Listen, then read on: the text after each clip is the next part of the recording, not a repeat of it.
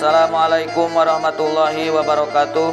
Di dalam video kali ini saya akan menerangkan syarat ijtihad yang nomor ketujuh, yaitu mengetahui ilmu mustalahul hadis yang terbagi menjadi dua bagian sebagaimana diterangkan dalam kitab Al-Qawaidul Asasiyah fi Ilmi Mustalahul Hadis karangan Said Muhammad bin Alawi Al-Maliki. Yutlaku ilmul hadisi ala maknayaini. Ketika diucapkan ilmu hadis berarti mengandung dua makna. Pertama, ilmu hadis riwayat. Apa itu ilmu hadis riwayat? Huwa ilmun yastamilu ala naklin wa riwayatin ma udipa ila Rasulillah sallallahu alaihi wasallam min aqwalihi allati qalaha au af'alihi allati fa'alaha au taqriratihi ayma fu'ila amamahu faqarrahu. Artinya yaitu suatu ilmu yang membahas tentang ucapan, perbuatan, dan ketetapan Nabi Muhammad SAW dari segi periwayatan hadisnya, pencatatan hadisnya, dan penelitian tentang lapad-lapad hadisnya. Peletak dasar ilmu ini atau ulama yang membuat ilmu ini yaitu Imam Muhammad bin Muslim bin Ubaidillah bin Syihab Al-Juhri atau yang lebih dikenal dengan nama Imam Syihabuddin Al-Juhri. Beliau membuat ilmu ini atas dasar perintah Khalifah Bani Umayyah yaitu Khalifah Umar bin Abdul Aziz, sebagaimana diterangkan di dalam kitab Alfiyah Imam Suyuti Awwalu Jami'il Hadisi wal Asar Ibnu Syihab bin Amr lahu Umar. Kedua, ilmu hadis diroyat atau bisa juga disebut ilmu mustalahul hadis. Wahwa ilmun biqawanina yu'rafu biha ahwalus sanadi wal matani. Yaitu suatu ilmu yang membahas undang-undang dasar ilmu hadis yang dengan ilmu ini bisa diketahui keadaan sanad, keadaan matan, dan keadaan para perawinya. Peletak dasar ilmu ini yaitu Imam Muhammad bin Abdurrahman Romahur Muji yang meninggal pada tahun 360 Hijriah. Ketika seseorang ingin menggali hukum langsung dari Al-Quran dan hadis, dia harus tahu semua ilmu yang berkaitan dengan ilmu mustalahul hadis atau undang-undang ilmu hadis yang berjumlah 100 sebagaimana diterangkan di dalam kitab Al-Bahru karangan Syekh Ahmad bin Thohir Al-Andalusi, yaitu syarah dari kitab Alfiyah Imam Jalaluddin As-Suyuti. 1. Undang-undang hadis yang diterima yaitu terbagi ke dalam 4 bagian. 1. Hadis sahih, kedua hadis hasan, ketiga hadis sahih li ghairi, dan keempat hadis hasan li ghairi. Kemudian hadis sahih terbagi menjadi 10 bagian. 5 yang disepakati oleh para ulama dan 5 lagi yang masih diperselisihkan oleh para ulama. Di antara hadis sahih yang disepakati para ulama yaitu hadis yang diriwayatkan oleh Imam Bukhari dan Imam Muslim yang disebut hadis muttafaqun alaih. Kemudian kaidah ilmu mustalahul hadis yaitu mengetahui macam hadis yang ditolak seperti hadis dhaif, hadis mudhoaf, hadis matruk, hadis matru, dan hadis maudhu. Kemudian mengetahui hadis dari segi pembicaranya seperti hadis qudsi, hadis marfu, hadis mauquf, dan maktu. Kemudian mengetahui hadis dari segi para perawinya. Sedikit faidah tentang jumlah bilangan kitab hadis yaitu kutubus sittah. Bagi orang yang ingin menjadi mujtahid yaitu mengambil hukum langsung dari Al-Quran dan hadis tanpa qaul para ulama, kemungkinan besarnya dia harus melewati pangkat Al-Hafidh dan pangkat Hujatul Islam. Pangkat Al-Hafidh yaitu man hafadho mi'ata alfi hadisin matnan wa isnadan, yaitu seseorang yang hafal 100.000 hadis baik dari segi matan dan segi sanadnya. Sedangkan pangkat Hujatul Islam man hafadho salasa mi'ati alfi hadisin matnan wa isnadan, yaitu seseorang yang hafal 300.000 hadis baik dari segi matan dan segi sanadnya seperti Imam Al-Ghazali. Para ulama telah menghitung jumlah hadis di dalam kitab Sahih Bukhari yang kesemuanya berjumlah 7.275 hadis. Sedangkan jumlah hadis di dalam kitab Sahih Muslim yaitu berjumlah 4.000 hadis. Sebagaimana diterangkan di dalam kitab Al-Bahru ketika menjelaskan bait Alfiyah Imam Suyuti, wa iddatul awali bit tahriri alfani wa rubu bila takriri wa muslimun arba'atul alafi wa fihi mat taqraru jam'an wafi. Kemudian bilangan untuk kitab yang 4 lagi yaitu kitab Sunan Abi Dawud, Sunan Nasai, Sunan Tirmidzi, dan Sunan Imam Ibnu Majah Syekh Muhsin bin Ibad di dalam kitab Kaifiyatul Istifadah min Kutubil Hadis Sittah telah menghitungnya dengan data sebagai berikut. Untuk kitab Sunan Abi Dawud itu berjumlah 5.274 hadis. Untuk kitab Sunan Nasai itu berjumlah 5.774 hadis. Untuk kitab Sunan Imam Tirmidzi itu berjumlah 3.956 hadis. Dan untuk kitab Sunan Ibnu Majah itu semuanya berjumlah 4.341 hadis.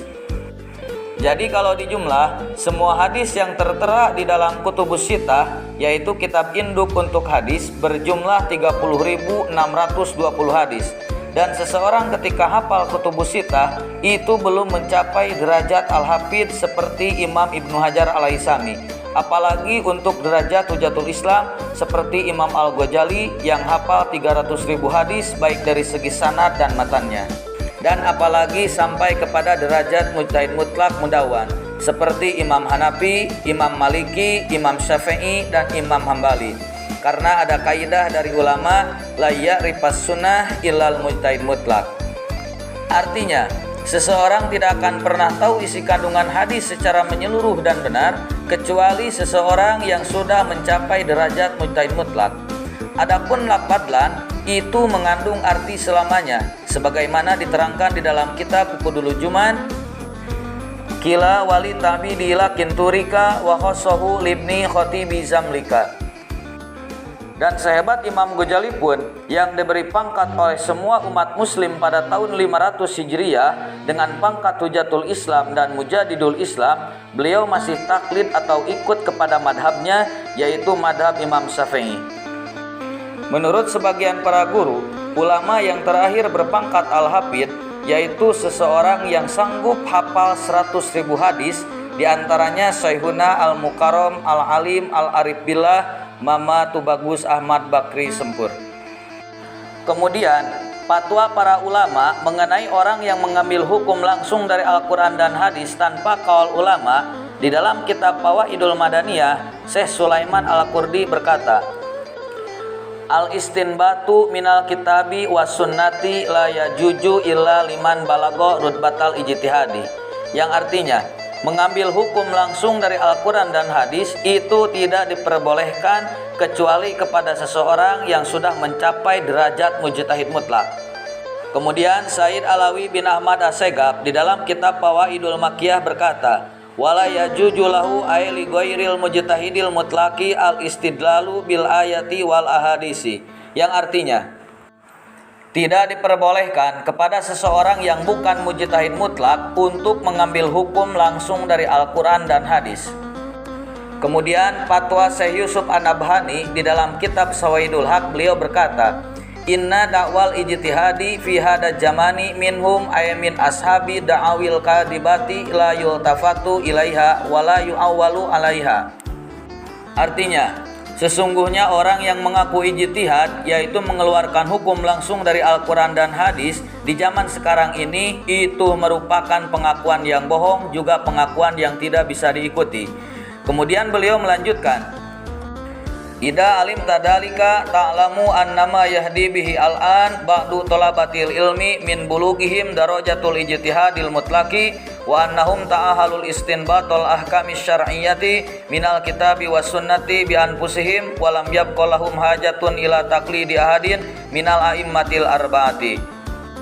Artinya, ketika Anda sudah mengetahui bahwa mengambil hukum langsung dari Al-Quran dan hadis itu merupakan bagian untuk mujtahid mutlak yang sudah terputus sejak tahun 300 Hijriah, dikarenakan sulitnya untuk memenuhi syarat-syaratnya, maka bisa diketahui orang yang mengaku mengambil hukum langsung dari Al-Quran dan hadis wahwa min wasawisis syaitoniyah wa da'awin nafsaniyah, itu termasuk orang yang tertipu oleh tipu daya setan dan timbul dari hawa nafsu belaka. Kemudian fatwa di dalam kitab Al-Madhabiyah karangan Sayyid Jahid Al-Kausari yang merupakan ulama besar terakhir pada masa Khalifah Turki Utsmani, beliau berkata, Pamadhabun takunu bihadat tanisi wa hadat tad'imi idza laqaita fi akhir zamani. Setelah terbentuknya madhab fikih seperti Imam Hanafi, Imam Maliki, Imam Syafi'i, dan Imam Hambali, yang telah disepakati oleh semua umat muslim. Lalu muncullah di akhir zaman ini sekelompok orang yang mengaku anti madhab.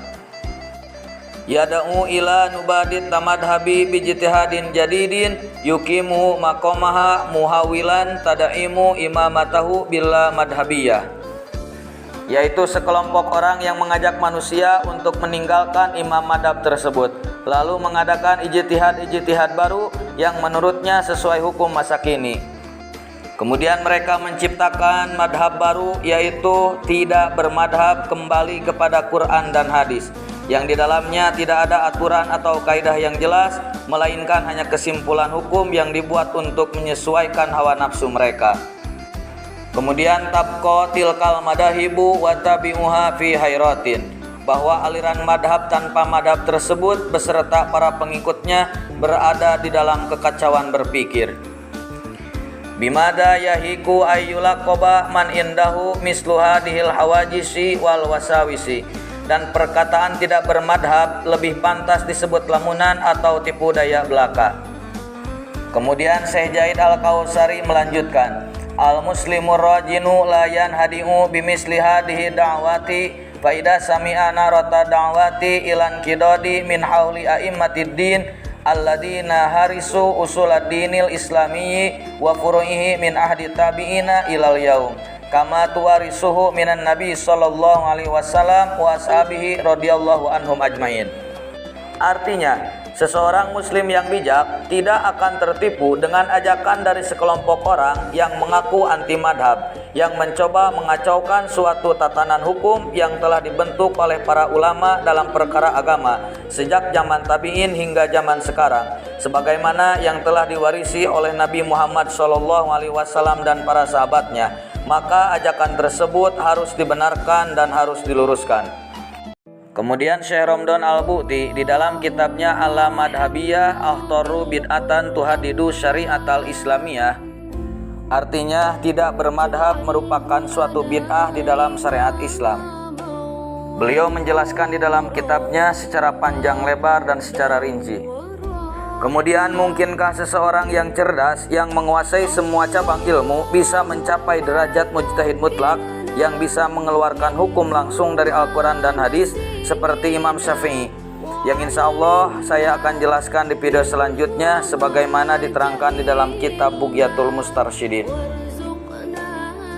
Sekian dan terima kasih. Mohon maaf bila banyak kesalahan dan kekurangan.